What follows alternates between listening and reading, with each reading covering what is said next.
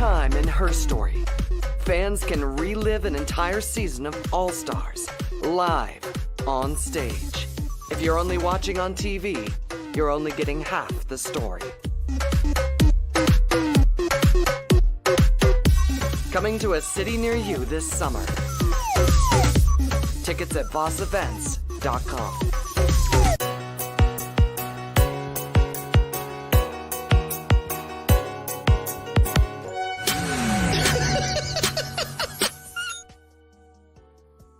Hey everybody, welcome back to X's for Show, your premier media response show. We just checked out Drag Race Live. Can't wait to tell you all about it. I am Nico. Check me out at Nico Action.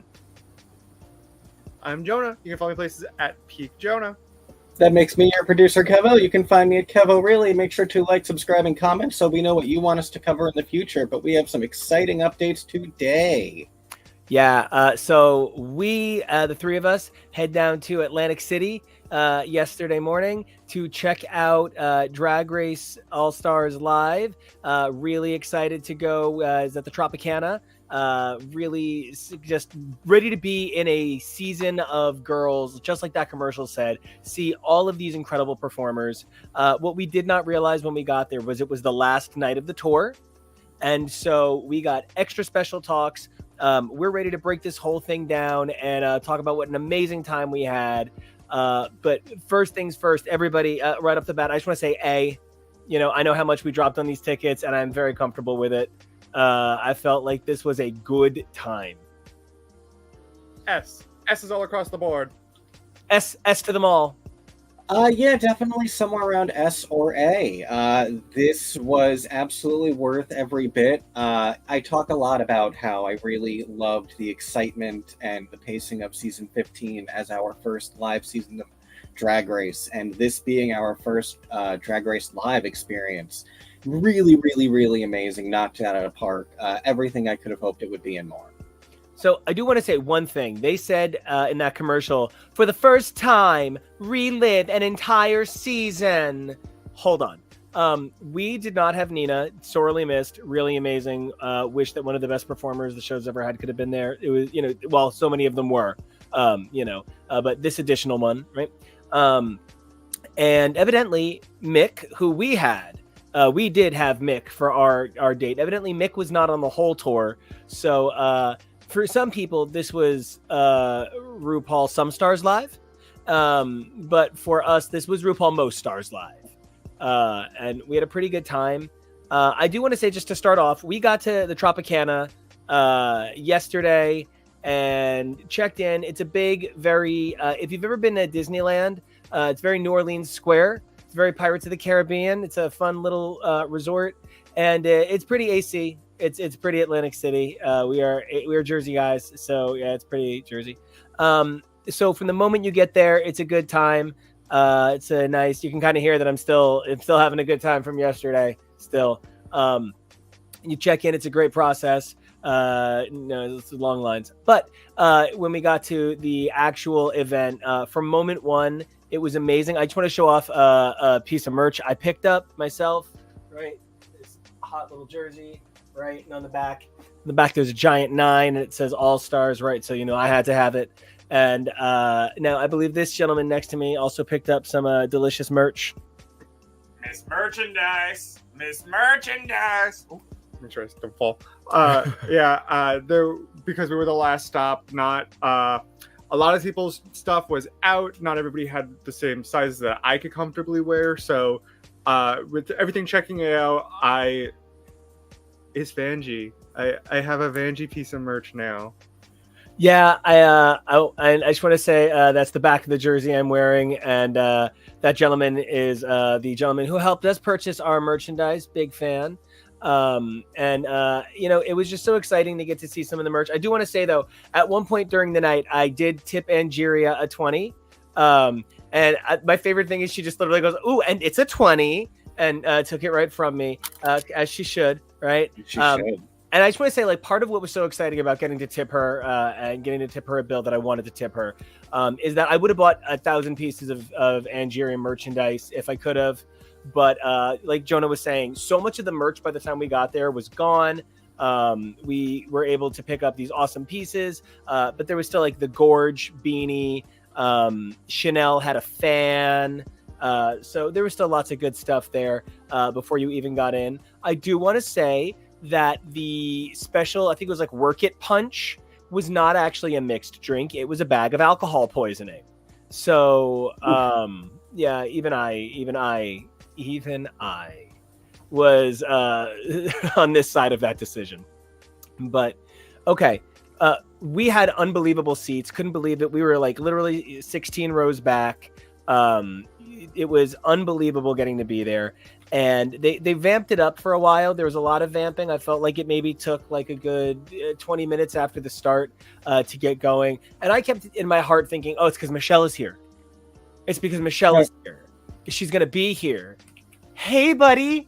But it didn't happen. Hope against hope. Hope against hope. She's in Australia. Hosting. Speaking of hosting, before we get into anything else, I do want to say that, so I'm a convert this year, right?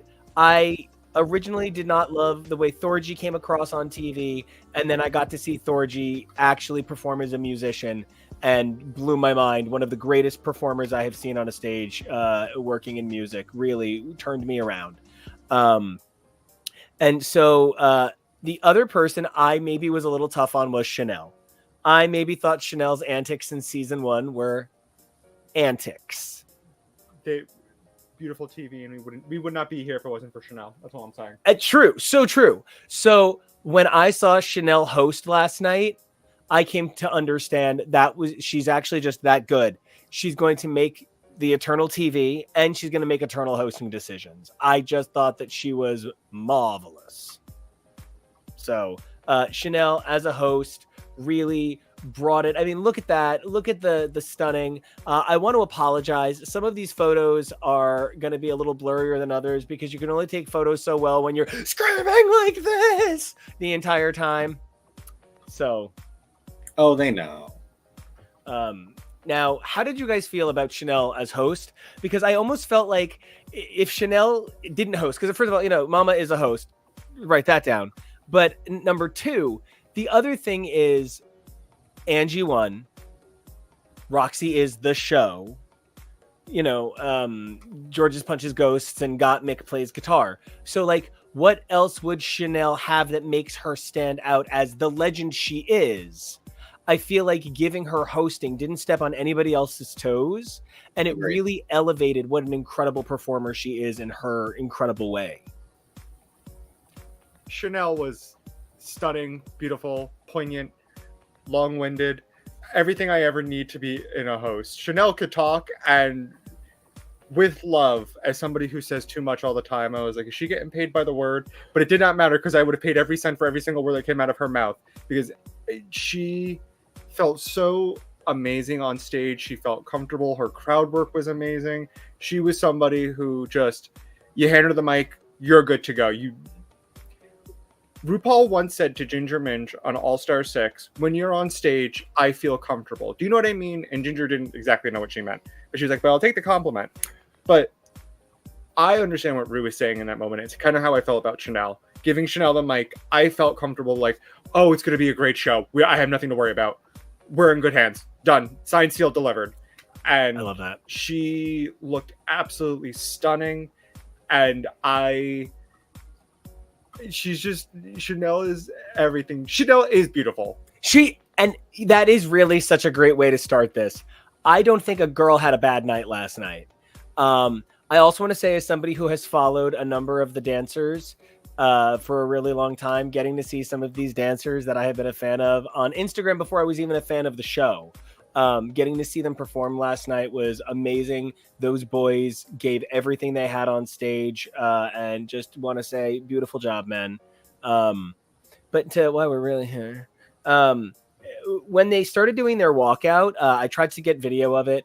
When the girls started walking out, I was kind of surprised at the order. I guess I didn't realize at first that this must have been the order they walked in. Yes. And so, like, as I'm going over it, I'm like, oh, okay, this matches my other notes.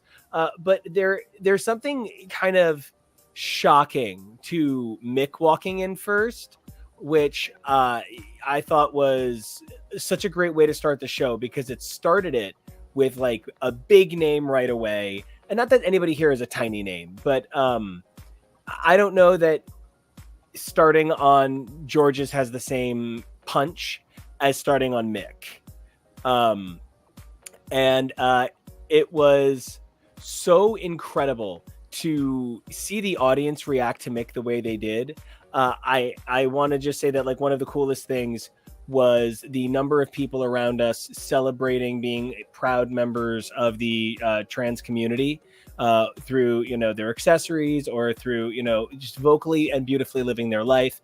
And the reaction that Mick got when that happened, it was like, you can see the power, you can see what it means to people. And it was just such a great way to start the show.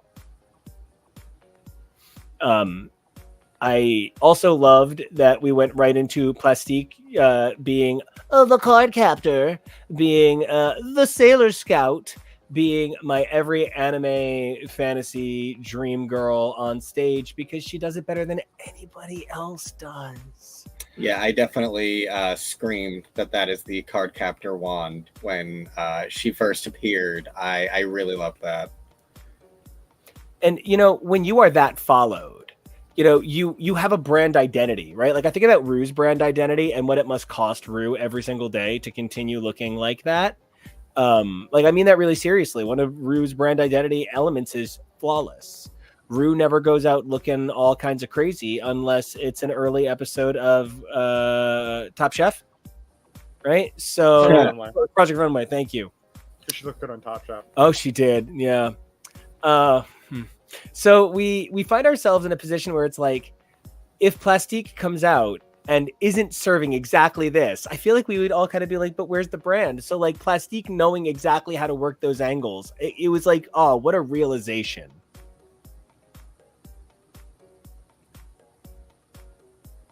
You got something? You look like you have a face. I'm making a face because everybody was kind of just stunning. It was really great.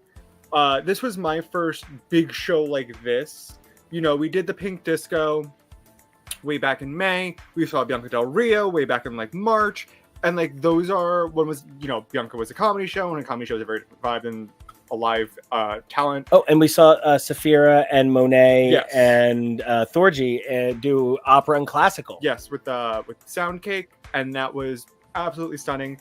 And not that crowd wasn't, you know, spectacular. Not that any of the crowds were bad or there wasn't, but there's something, I don't know, electric and special about the way the crowd reacted to the queens. You felt the love, you felt the joy, you felt the excitement, you felt the, oh, we're so happy you're finally here. We're so excited to get to see you perform from everybody. And we're just not going to stop singing praises of how amazingly talented everybody is. If you were ever a naysayer about any queen, just in general, ever, go see them live, because I feel like 9.5 times out of 10, they're going to blow you away. Truly, everybody here, I just cemented my love and fandom and enjoyment of them as entertainers more than ever. You know, when we sat down, and I'm going to transition us into Angeria, when we sat down to this show, I joked, is this going to be like Power Rangers live on stage? Is there going to be a story and everything?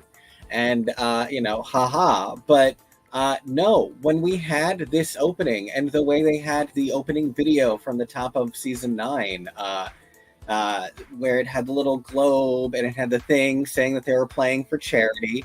And then there's this opening sequence and all of these girls come out and they do their season 9 opening sequence. I was like, oh my God, this actually is Power Rangers live on stage. This really is.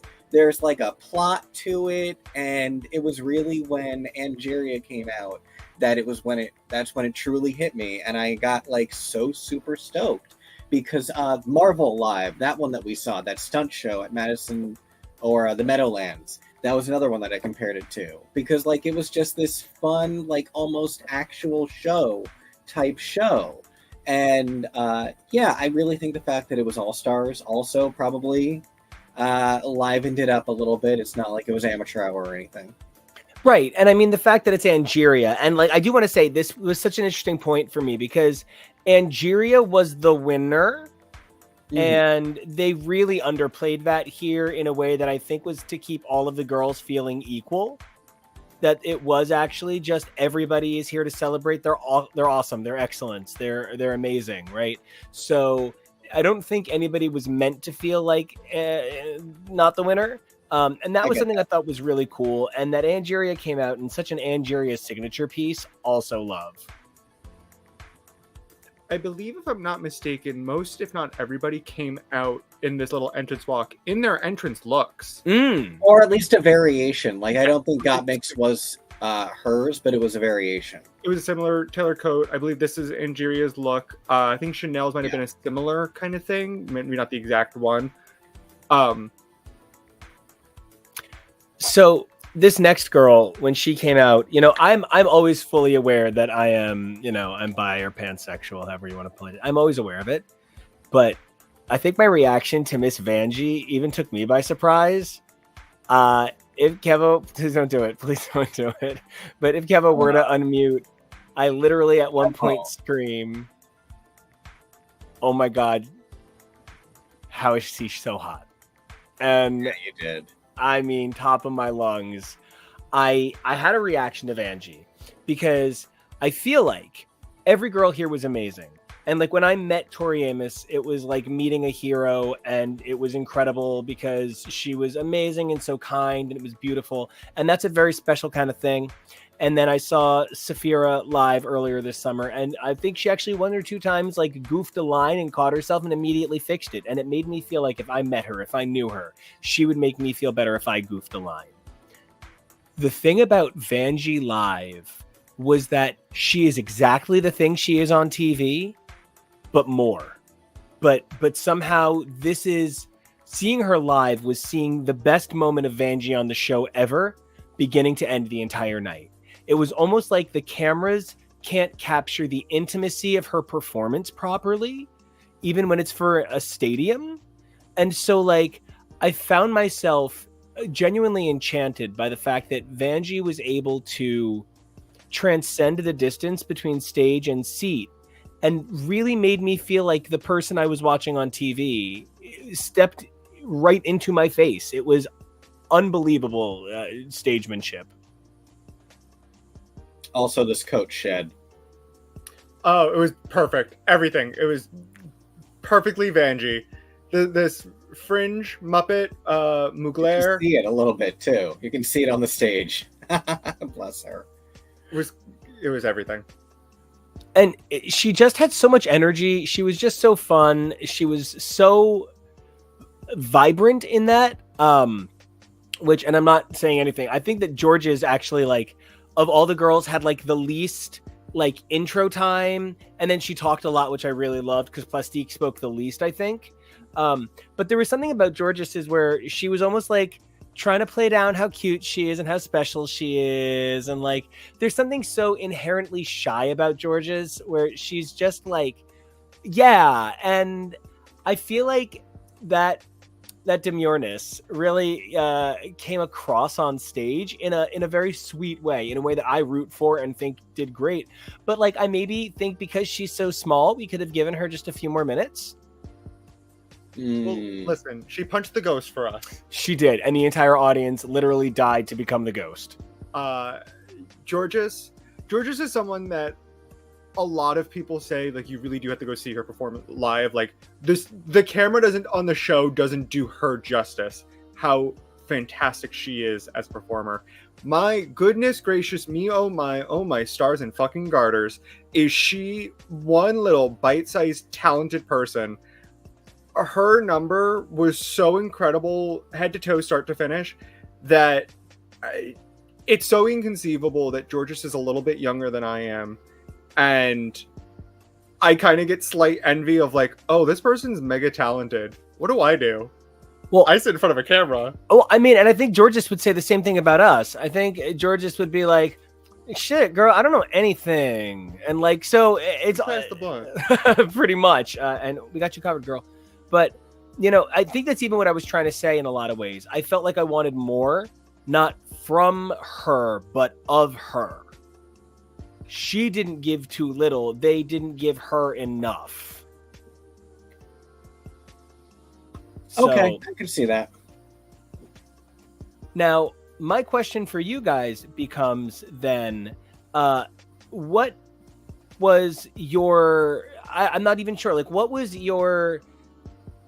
I'm so sorry. I lost my train of thought for a second because I'm getting a little skippy here. All right. So, was there anybody that you also thought like didn't get enough time? Is there somebody that you guys thought maybe should have had a little bit more stage time? Like Chanel had so much.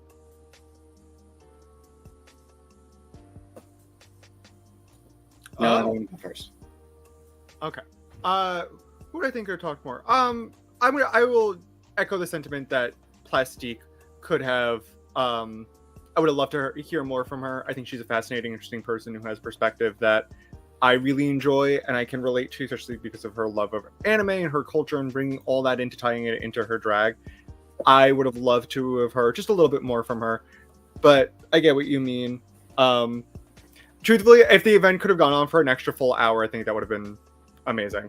Just to even spread out people's time on stage, on the microphone, everything, just even a little bit more so that we can all enjoy the amazingness of everybody, not that anybody spoke too much.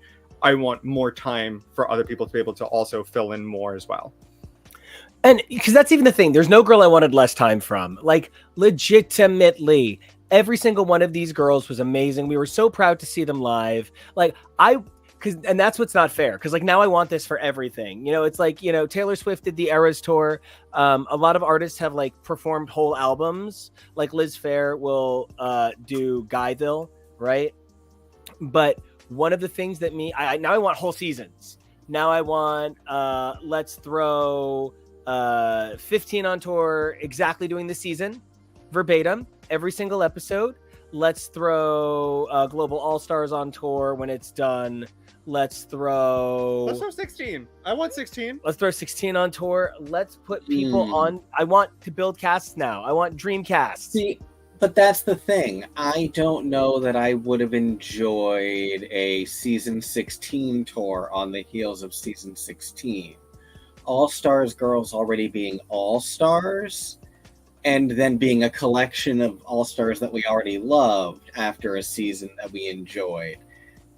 I know I have set expectations for something like that, but I'm still not sure how I'd end up feeling about a brand new girls season tour after their season. It is something we've talked about with the no elimination seasons. Like, everybody's got to have a ton of talent, or at the end, it can be kind of rough. So it's so great that, with All Stars 9, everybody's been so extraordinarily talented that it got us here on tour. And or them here to us to see them to the tour. So from George's to Chanel, we talked a lot about Chanel already. I do want to say, if I felt bad about one thing, when Chanel came out, I initially thought she was Roxxxy for a second because the height of the hair and the amount of bathing her in light made it so hard to tell who she was. And then when Roxxxy came out, I think the entire audience had a religious experience. As one does. It was such a wave of volumed love and passion.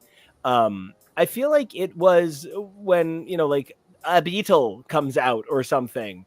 It was just incredible how people really reacted, not just to what Roxxxy represents and what Chanel represents to the show, but kind of like what they are to so many of the girls that walked out just before them, the proto queens who helped pave the way and make it possible. So it's really cool what a reaction they got.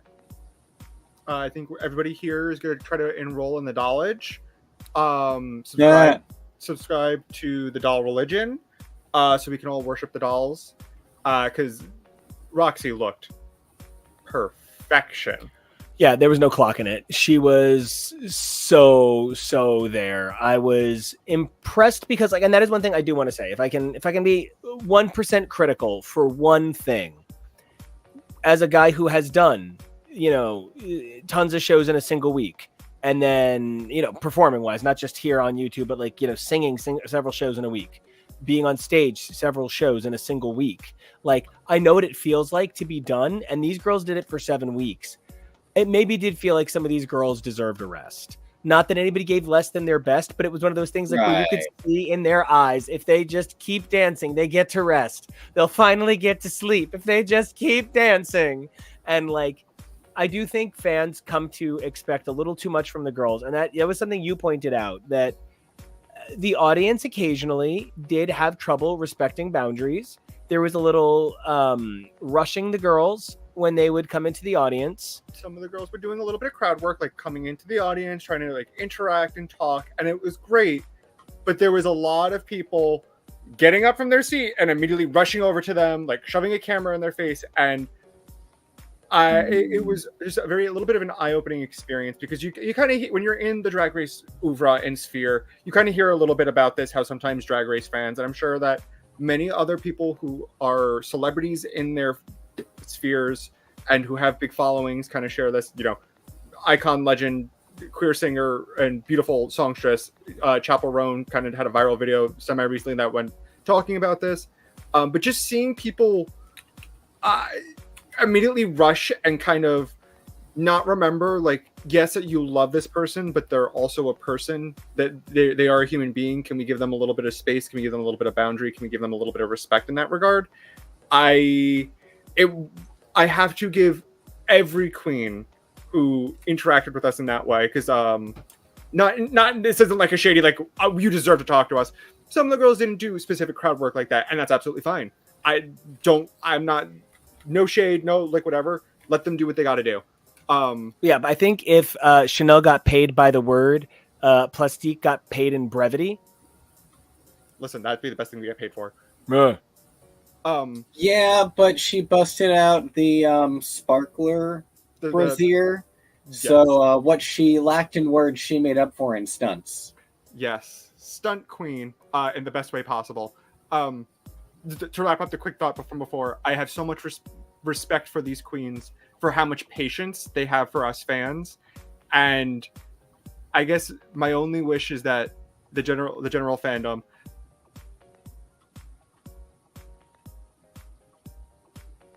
people, and not just characters or props from a TV show. Mm-hmm. Yeah, I'm not trying to. There is a level and a fineness to which we need to gravitate to what pays us. So if you're tipping, they're gonna come to you more than if you're just posing for a photo. Sorry about it. We got bills, and I've seen so many guys. I didn't want to be like, I've seen so many bitchy gay men, but like, kind of. I've seen so many guys at these things be like, "Excuse me, I just tipped you a 5. Pay attention to me." And how gross it becomes so quickly. And I think about the number of people that are so ready to, and again, I'm one of them at times, kind of shove a camera in these girls' faces because, like, you just want to immortalize that moment. You are so excited you got to meet this person. But, like, be just as ready to shove a 5 if you're going to shove a camera, and keep your ones ready and just be a person about it. And that's really, I think, the art, because they're still human beings. At the end of the day, they go home and they put their heads down on pillows and try to go to sleep. And that's part of being a person. So it's really important, I think, that we just kind of keep track of that these are like real people, because the discourse gets ick. Mm-hmm. Disgoursting. But you know what's actually sickening? The fashion. I loved all the looks. I loved the looks from the season. I loved the original looks. There was so much visually going on, and also not enough can be said about that delicious piping in the background. They did so many cool effects with that gold and red bar work in the background. It made the stage very interesting. There were some bits that I didn't think worked quite as well. I did not love putting the nobodies in drag.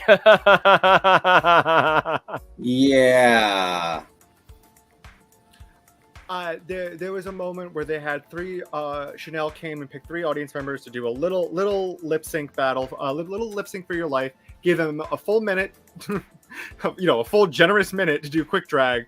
and they had to lip sync to a random song that was chosen by the DJ, which happened to be "Hot to Go" by Chapel Roan. What a random song! Random song to pick. I know. So out there. I don't think anybody knows her. Didn't even allude to her earlier.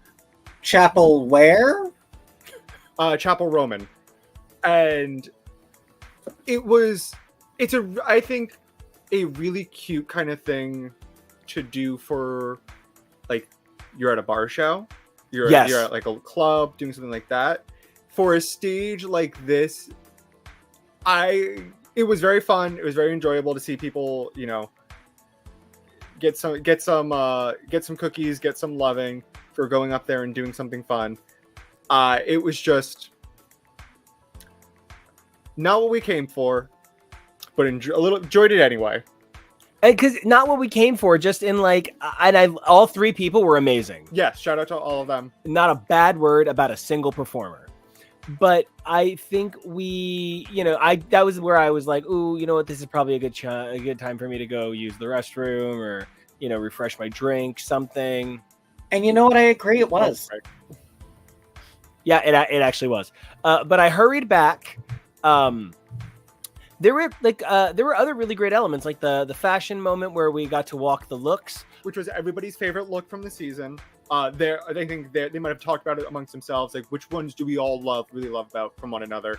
No surprises on who thought whose outfit was the best from each person.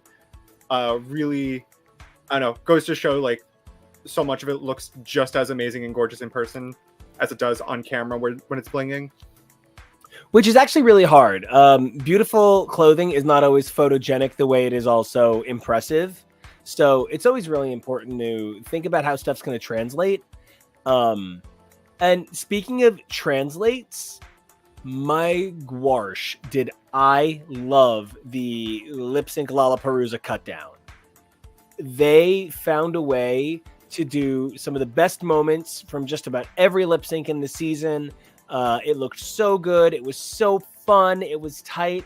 It was one of those things where like it had already become a fever dream because I was living out so many moments I enjoyed from this season, seeing so many girls that I've respected and loved this whole time and getting to see it play out. It started to feel almost too good that we were like reliving famous lip sync moments from earlier this year, which was not a bad season for lip syncs. Yeah. No, especially when you take away the pressure of, you know, having to potentially cut somebody off and having all this power, responsibility, snip, bitch. It was very enjoyable to kind of go through everything. They did the Lollapalooza. They went through everybody's lip syncs, and they also did, actually, they recreated just a little bit everybody's actual lip syncs throughout the season. One of my personal favorites was specifically the rematch of Plastique and Vanjie doing When I Grow Up. They had a full choreograph, like an actual choreographed little number for it. Absolutely stunning and amazing. Made me go buck wild in my seat. You did note. Oh, I'm sorry, Kevo, you go. They had the red scissors too. They busted out that prop. Loved it. Angie had her scissors. You pointed out that one of the numbers that they didn't do was Shake Sonora, which in our age of Beetlejuice, Beetlejuice. Surprise box office masterpiece, which I mean, obviously the third one's got to be called Beetlejuice. It's unbelievable that very significantly culturally recognizable song wasn't there, but I wonder if Mr. Belafonte said, "You cannot Bella have the rights." So, you know, the only maybe one thing that did bum me out was because it was the last night of the tour. I then did kind of get in my head, maybe someone will show up. Not like because of anything other than I saw John Mayer and Alicia Keys came out. I've seen plays where out of nowhere other people show up out of backstage. One time we saw the night of Crazy Ex-Girlfriend live at Radio City that had Skylar Aston, and Tori went the next night and saw Lin-Manuel Miranda. So like you never ever know, but this was the last night, and that did put a lot of emotion in everybody's heart and everybody's head. there was a lot of crying on stage, like a lot of legitimate tears. And Well, God. no, as somebody who's been in productions and has had bandmates, and like, yeah, it's these were end of tour tears. You could There taste were- the emotion. Really big end of summer camp vibes. Georges was crying and needed to be held by Plastique at the end of the lineup here. And it was very sweet. Chanel held the audience hostage for an extra like 20 minutes to give a really long speech and then give each girl a really long individual speech. But it was like very sweet. One of the things we especially noted about this is there was such an ensemble vibe. Every girl felt like they were given their due attention, and it felt like they all got along really well. That was the best part for me, is how many different combinations of girls kept coming out on stage and doing just like little moments together, rather than it being super focused individual spotlights for too long of the show. I really liked that it was all stars live. It wasn't, each of these girls. End of the day, I now feel like this could be a staple for me. I now feel really good about going to, whether it's Work the World, All Stars Live. I'm here for it, whatever they're calling it this year. I like the production value as somebody who like really cares about that stuff, as somebody who like needs a good lighting package and good sound design, and really likes it when there's a really strong understanding. Like, I like it when a show tells a story. And I loved Kevo's earlier playful. It's like, Power Rangers Live, Marvel Live. I love those comparisons. But I even maybe think, like, for me, I even just like a good review. I just like a bunch of people getting up there and saying, and this, but I love this song. And this was a really great RuPaul's Drag Race All Stars 9 review. And it gave me hope for the fact that this could just keep touring with little resets. You could prep the next set of girls if you do it with a rotating production team. So like, you could literally be postmodern jukeboxing this, have 2, 3, and 4 versions of it running around the country at once, all under the same banner umbrella. And I genuinely feel, in part because there was so much talent here, and I mean this positively about the community, no one of these girls is so singularly talented that they could never ever be replaced under any circumstances. And with so many of the girls having that as some way you could describe them from the franchise, you could run 2 and 3 of these, and you could theme them. You could have one that leans a little like ballsier, one that leans a little bit like dancey, sexy, sluttier. You could have one that leans a little bit more comedy and musical theater-y. And if you package it right, like Postmodern Jukebox does, you would be able to sell that year-round in multiple markets. And this, for me, really made the case that this is meant to be a multiple market enterprise. You're an idiot. But yes. But not for this. This is not why you're an idiot. This is a very good and true idea. Definitely, like I've said, at least doing something like this after an All-Stars season is a very smart and safe bet, I think. I'm looking forward to seeing who is going to be cast for next year, and thinking ahead what next year's show could be. And it's going to be All Stars 10, which is a full decade of the X. The X. I would say a full decade, but All Stars 1 did come out between seasons 4 and 5. So it's not a decade of seasons, but been around for a little bit. A decade of seasons, a lifetime of reads. There you go. A moment like this. This was amazing. This is our year of collecting Drag Race experiences, because this is now the 4th thing we've done, with potential maybe if we could still get tickets. Does not mean blindsiding people on air for Bob. Oh yeah, just blindsiding me on air for Bob. Just Bob siding me with blindness. I see. The Christmas shows. We'll figure something out. Christmas show. In November, I may or may not be going to see RuPaul's Drag Race Vegas live. we'll see when I go see my mom in Vegas. Ooh, with Mama. Yes, Mama Jonah.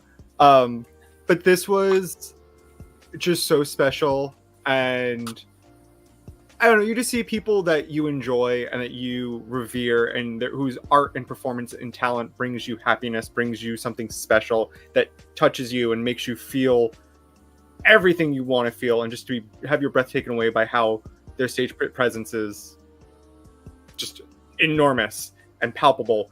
It really was a truly wonderful experience, and there was something maybe even just a little bit magic about the show, as you were talking about that, as this being their last show, this was their last stop, that this is, you know, they were talking about it on like today, all of them got on planes to go back to wherever they live, to go home to rest for a little bit before they start doing another tour, doing another whatever. To not hang out though after 7 weeks, to not hang out. Think about who you bubbled with during COVID. Now don't see them for a while. You get it. Kev, are you saying summer camp really did kind of capture the vibe? I would say like summer camp or freshman year of college, where you're in that orientation week where you make friends with everybody. You literally meet so many people, and then you're like, oh my god, I love you, and then you never talk to them again because you don't have a class with them and you don't live in the same dorm. So you're like, I don't see you. I love this, and I also just want to say I love that perspective, Tori. We can't wait to be going to all of these awesome live shows with you as well. It's going to be so exciting to get to usher in a new era of Drag Race for us as fans who participate in these experiences. Yes. To follow up on Jonah's point, something that I think is weird about the summer camp vibe of this, though, is how far after filming 9 was this? And it's just interesting to think about how much time these girls have spent together between filming that and then getting ready for this and then spending the 7 weeks together for this. You know, you almost want to see the untucked footage from this tour because this is Spinal Tap of it.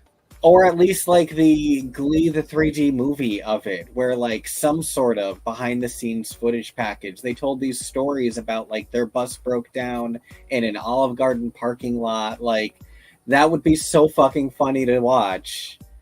Footage of these bedraggled queens. But yeah, it was such a fun vibe, and I hope they continue evolving the idea and giving us more of the same. All right, then it's time to sign off. We're going to be back on Tuesday to talk about Global All-Stars. Then we'll be back during the week with other stuff. We got Comics Wednesday, Video Games Friday. Then, we're back Sunday to talk more Global All-Stars. But until then, I got to know. Obviously, everybody was an A+. Nobody's getting anything bad. But like you said, we got S's to give out, right? And I want to know where we can find you, who's your S, and we'll go from there. You can find me places at Peak Jonah all across the internet. My S, I'm going to give my S to Georges. Georges was our opening number, and my goodness gracious, getting to see this person, this little tiny diva, live and see her dance her heart out in a way that's like, oh, I've never been talented and I can't dance and I shouldn't try. Like, Plastique is so gorgeous in drag that it's like, well, I'm never going to start because I'm never going to look like Plastique, so I'm just going to be, Boo Boo the Fool. And now I can't ever start dancing because I won't be Georges. I'm going to have to just believe you on that one, even though I've already seen you dance. Kevo, where can everybody find you online, and who was your S? You can find me at Kevo Really. That's Kevoreally. It was so great seeing Angeria at the top of All Stars 9. I loved her vibe from that walk-in so much. I was really rooting for her from episode 1. So seeing her do the same exact walk-in live and giving that Marvel Power Rangers live Smokey Joe Cafe review vibe to this whole show, it was really great. Again, to start the show that way. So yeah, gonna go with that. Oh, I love that. As for me, you guys can check me out at Nico Action. That's NICOACTION, and my music at Nico Action Music, NICOACTIONMUSIC. And in addition to that, like I said, my S is of course going to go to Ms. Vanjie, who was somehow like the embodiment of sex on that stage. Could not even believe it. Unreal. Also, though, you should check out the show. You should check it out all over the place, whether it's X's for show, X's for podcast, or some back episodes over in our previous feed as HTML. You can check all of that out in our links, our amazing link tree, and the information all over this page. Additionally, though, 3 things you guys could do: like, comment, and subscribe. We really love when you guys do that. It helps us stay in the algo, and it helps us give more love to you. Speaking of love to you, number 1, we really want you guys to stay safe in this crazy world. Number 2, we want you guys to be strong. It is a wild situation we find ourselves in, but at the end of the day, we want you guys to evolve daily. Who you were yesterday, amazing. Who you are today, incredible. But who you are tomorrow, that's the dream, and we can't wait to see it. So until then,